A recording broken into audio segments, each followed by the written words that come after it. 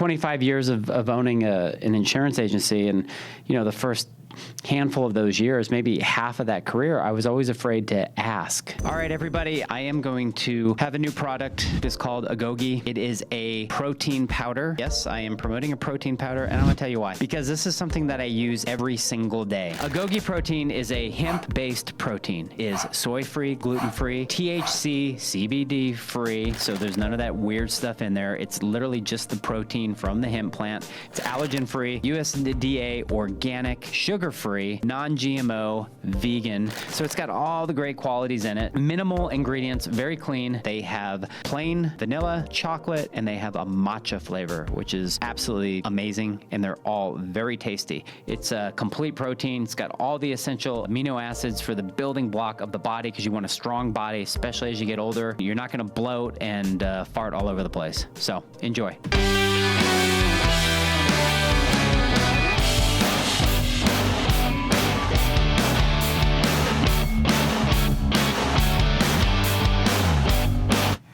All right, enough of that. Hey, it's the DELO, and welcome to another episode of On the DELO. As you can see, if you are watching this, I do not have a guest today. So this is the second podcast of the year, no guest, but I've got a bunch of really cool guests lined up, and they are coming here soon. So I wanted to talk real quick about the power of referral. Yes, referral business, referring business, the word of mouth, all those good things. I know this is of interest to any and everybody that is looking to just grow their business and grow it from a place of people and others that you want to work with and be a part of your life. So we're going to talk about the power of referral today. First, I want to talk about Built Different Mastermind. That is this mastermind right here, if you are watching. Jeremy, Scott, and I are putting on a mastermind. We're looking for some more people for quarter number 2. Quarter number 1 is going amazing. We're having a lot of fun. I love everybody that's on the mastermind. And I love all the questions and just watching people grow and feel this accountability that we have all working together and keeping me accountable too, which I absolutely love. And I'm learning a lot from them as well. So Built Different Mastermind, that will be in the link in the show notes. Come join us for that. But let's talk about referrals. And I'll probably ask those mastermind people that are in the mastermind for some referrals for other people to get into the mastermind. Huh? How do you like that? Nice little segue there. So referrals are all around us, all around us. I think I did another podcast. I'm 100 and something episodes in. This is 106. I did another podcast, I believe, on just asking for it, and asking for the sale, asking for the advice, asking for the salt when the dinner comes. You just got to ask for things. A lot of times I think a lot of us, including myself, over the years have been hesitant to ask for things that we're very well deserved of or very well within our right to ask for. But a lot of us seem to just kind of hold back on that because we don't give ourselves the permission to feel like we have the right to ask for certain things. And in all reality, we really do. As long as you, in my opinion, go about it in a way that is nice and sincere, and you really feel that it's, something that can be an added benefit to both parties. And so when you look at the power of a referral, just asking for it, you're not just asking for business. You're not just asking for somebody's money. You're asking for an opportunity to possibly do business with them because you know what you do is a good service. That's really what it comes down to. And that's what I've kind of brought within my head. So, 25 years of owning an insurance agency, and, the first handful of those years, maybe half of that career, I was always afraid to ask, and I would do something that made somebody happy. I knew that because they told me. I found them either a better rate. I created a better relationship. They had a good experience. And so why not, after having somebody tell you all this and you feel that vibe, why not ask them for a little bit more of that type of person as they are. So, the whole talk of birds of a feather flock together is very true. And it's true in business as well. Most business owners that you have a good experience with, that you like doing business with, that get you all of your documentation, that respond, that get you the tools that you need for you to do a better job, most of them hang out with people that are of like mind. Now, not all the time, but most do. They just kind of hang out in those circles, and it's a great thing. And especially when you have a niche like I do in hospitality, you find out real quick, which ones hang out together and how they operate their business, and how you can really help that niche in more ways than one. So, excuse me.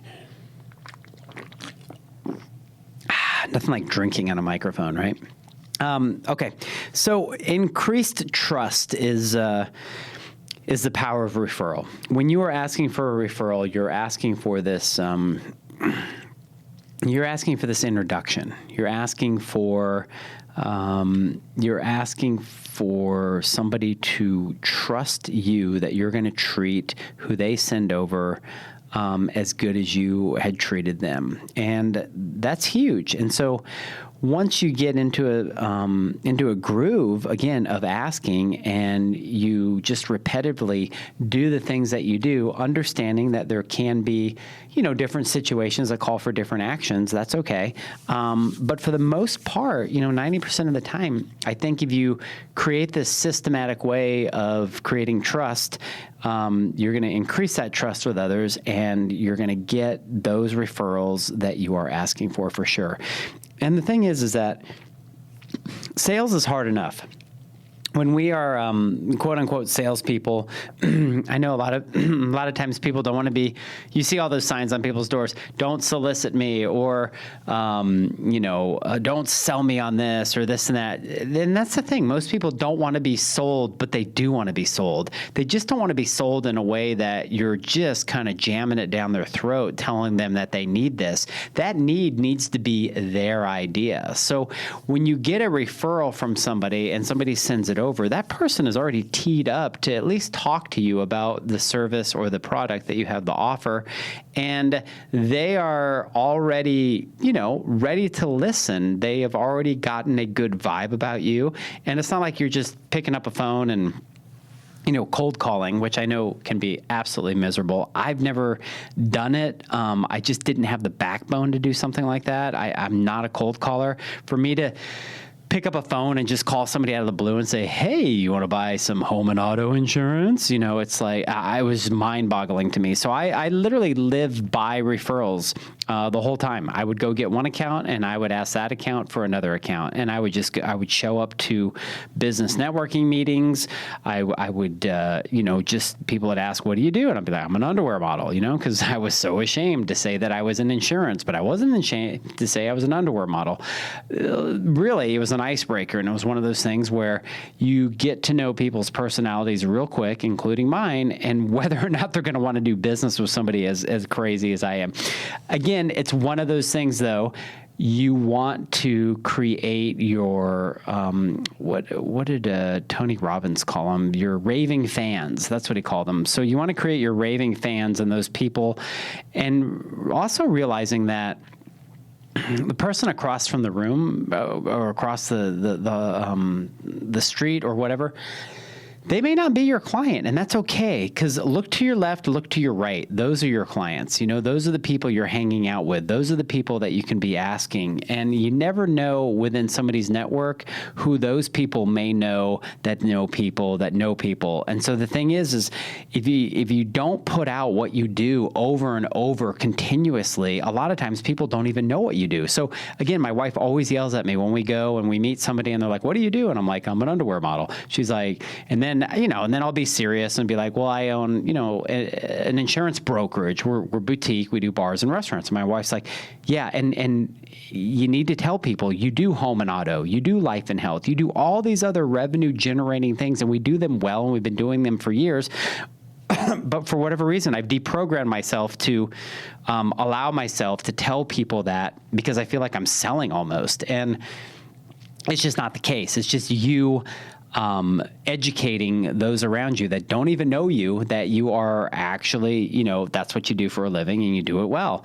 So that's one thing, for sure, is to just kind of promote what you do and who you are. And obviously social media is free and through all these other things, but, and being able to share testimonials and being able to share, the fact that, when you look at a testimonial from, say, company A, and somebody else is looking at that testimonial and they happen to know company A, and they're like, hey, what do you think of DELO? And they're like, well, he's great. Yeah, I saw your testimonial. Maybe I should give him a shot. All that's really the basis of referral as well. It's creating attention to have somebody reach out to somebody that they know, to have permission to get in touch with you because they have a need. So it's definitely something to think about. Now, this was kind of fun. I was thinking about this episode, and I was like, God, I remember that old movie, Glenn Ross. If you're in sales whatsoever, even if you're not in sales, but if you appreciate business, this is an old movie, I believe from the 80s. It's just like, it's a sales movie, and it's about these guys, very famous actors in it, from, Alec Baldwin to, all the other names, Ed Harris, Lemon, what's the guy's name? Anyways, a lot of famous guys in here. I believe Al Pacino's in this as well. And it's a sales meeting. It's about these guys that sell real estate, and it's absolutely hilarious. So they talk, there's a few things in here. If you just Google Glenn Ross speech, that's all you need. Like that 11 minutes right there just knocks it out of the park. And part of that, I won't ruin it, but part of it of what they talk about in there is ABC. Always be closing. Again, going back to sales, and you always got to be closing. And it's just this real, that movie was kind of giving the narrative of what a salesperson, should be doing and what they're like, and the grind of a salesperson and all the things they have to be doing. And so they would use the, the initials ABC to just talk about always be closing. Alec Baldwin's speech in this movie is absolute gold, totally gold. And then in part of his speech, he'd be like, first prize is I think it was some sort of car he was giving away. Second prize is a set of steak knives. And third prize, my friend, you're fired. Totally cutthroat, hilarious movie.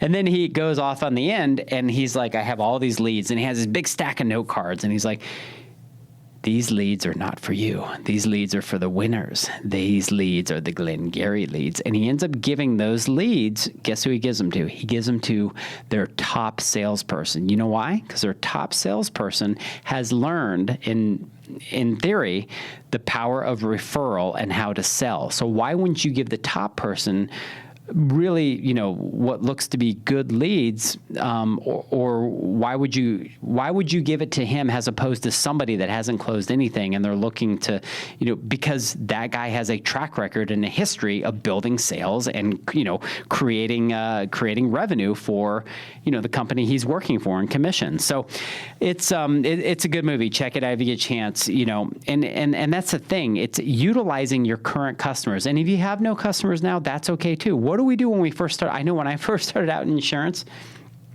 I was starting out looking at,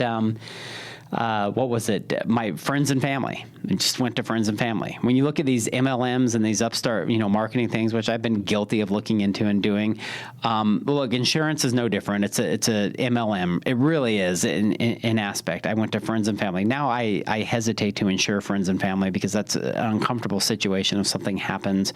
But I consider all my clients friends at this point. So I've worked through that. But it's really, finding those people, and then you build upon those people. And if you're already established, it's about utilizing your current customers and rewarding them, whether that's through more services, whether that's through a gift card, whether it's just through a thank you card, taking that time out, an hour a week, to be like, okay, let me look through my notes. Who sent me what? Let me let them know how grateful I am. Because a lot of times we will get referrals, and they'll be like, you might ask, hey, who sent me? Or they might tell you, oh, Joe sent me or Rick sent me. Okay, cool.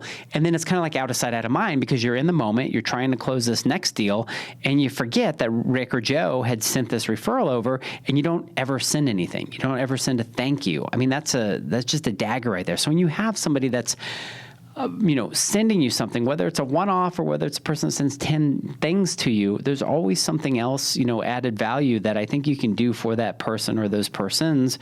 And just, make sure that you're giving them that attention too and thanking them for that, because that's a clear free marketing driver, and when they get thanked, it may be as little as a thank you, it may be a $10 gift card, who knows, but you stay on top of mind for them, and they want to refer you more for sure.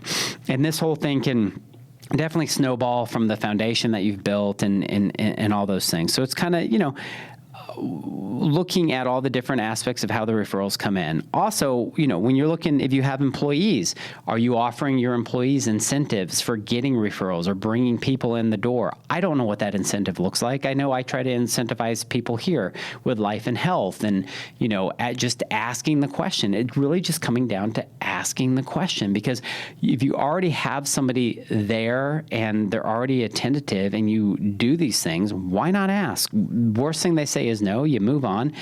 And if you get, 5 yeses, 50%, I don't know, even if you get 10%, it's still better, out of 10, as opposed to just not asking at all and having 0%. So, the other thing too is, I was going to bring up is this works for any type of business, especially sales businesses, of course, but it can work for product businesses. It can work for retail. It can be like, if you have a good experience in a store, let's just say you're selling unique lady clothing or something like that. And, you go in, you're going shopping and you have a great experience, and then you want to go tell a bunch of other people. And it's just a good thing as far as understanding that you're not excluded from that. I can tell you, my landscaper, he gets a ton of referrals. He landscapes, but I like the way he works. I like the stuff that he builds. People ask me, hey, where do you get your gardens built? Right there, speed dial, boom, Julio, here you go, another referral. Whether it's business coaching, whether it's, real estate's a big one. I remember watching Brian Buffini. Anybody ever hear of Brian Buffini? Brian Buffini is a very successful, I guess, real estate guy, and he was the one that had really put it in my head, about thank you cards or just notes and stuff like that, and always putting on the bottom of the note something like this. I'm paraphrasing, but hey, I always appreciate your referrals. I learned that from a very early age, and that's been ingrained into my system. Let me get you a drink here. So, why referrals are the most valuable form of marketing? This is something that has come out of Forbes magazine, and just a couple of statistics here from social media. 78% of business-to-business marketers say that referral programs generate good or excellent leads. So again, goes back to the quality of leads. 60% of marketers say that referral programs generate a high volume of leads. So now you're getting a high volume with good or excellent leads. And then 54% say that referral programs have a lower cost per lead than other channels. So again, now you've also reduced your cost on how you're getting those leads, and you're not just kind of, shooting fish in a barrel, which to me is like what cold calling is. You pay somebody whatever the cost is now, $20 an hour to sit on a phone, bang out, however many phone calls in an hour, and if they get one response, there's still no guarantee that the person is going to buy or not, and they may have said yes to be nice, and they're kind of annoyed.